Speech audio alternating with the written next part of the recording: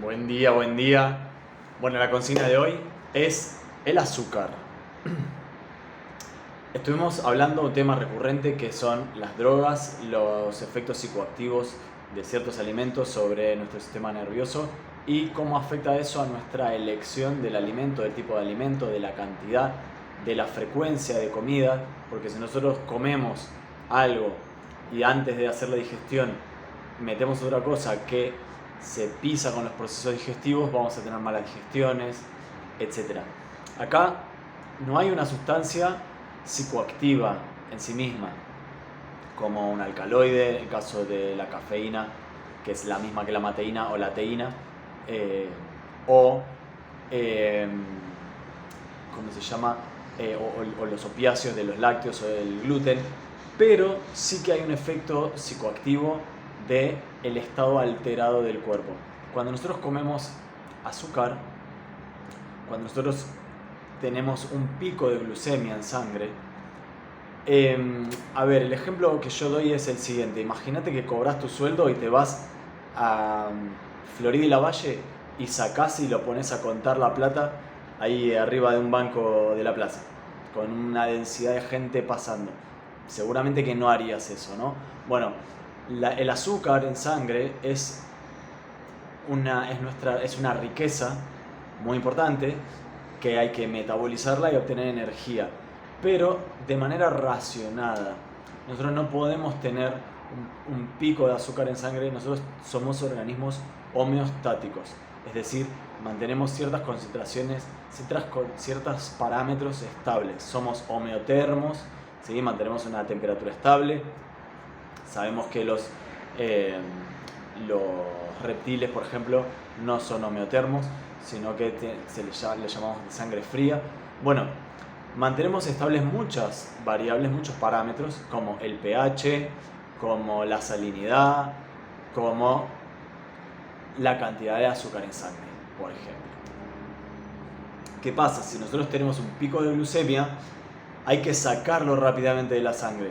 ¿Por qué? Porque podríamos tener una proliferación de bacterias, de levaduras en la sangre, por ejemplo. Podríamos tener muchos problemas de salud, sería algo peligroso. Nosotros tenemos que tener una cantidad estable tal que obtenemos, las células obtienen esa cantidad de energías como el combustible. No sé, cada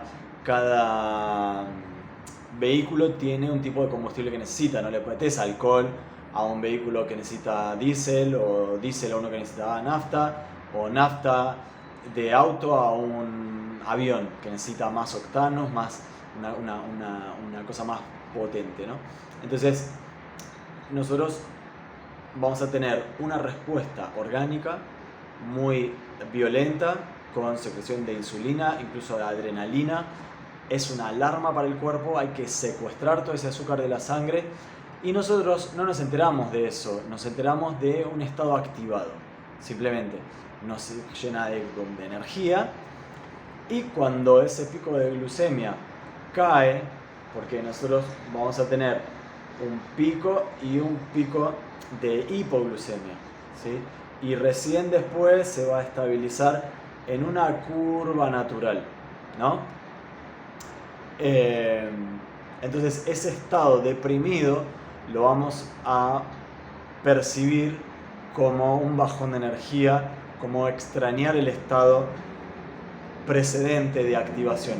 Incluso sucede con la televisión, también con los móviles, las aplicaciones para celulares, cosas que nos activan, nos muestran mucha información, colores, videos, etcétera, aunque aun cuando sean preocupaciones, el cerebro quiere más, quiere más, quiere más, quiere más, y es un efecto adictivo. De hecho, en la Oficina de Patentes de Estados Unidos, el televisor está patentado como un sistema de persuasión social, de manipulación, es como aludiendo a este efecto hipnótico adictivo que tienen, ¿no?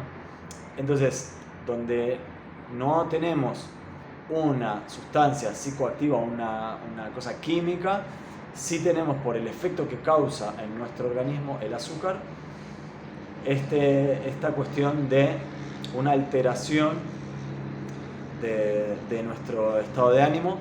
Y como digo, es un tema recurrente que hemos tratado, necesitamos quitarnos todas esas distracciones para poder restablecer nuestra percepción natural del hambre, de la saciedad, de qué quiero comer, de cuánto quiero comer. También hay un problema asociado con el azúcar, que es que en la naturaleza no tenemos azúcar.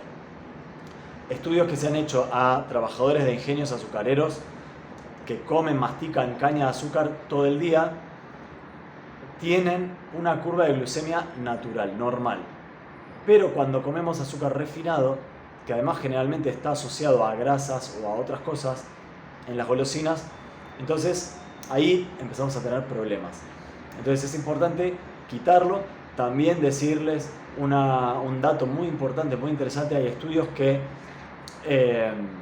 muestran una relación entre la curva de glucemia, una curva de glucemia no natural, ¿sí?, versus una curva de glucemia natural, con el síndrome de ansiedad y adicciones.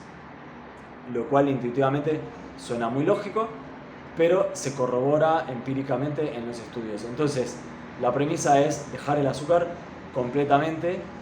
Eso se nos va a llevar las medialunas de la panadería, las galletitas del supermercado, el alfajor del kiosco, aun cuando hubiéramos ido a buscar algo que no tuviera gluten, que no tuviera lácteos, que no tuviera, etc. Bueno, tratemos de quitar.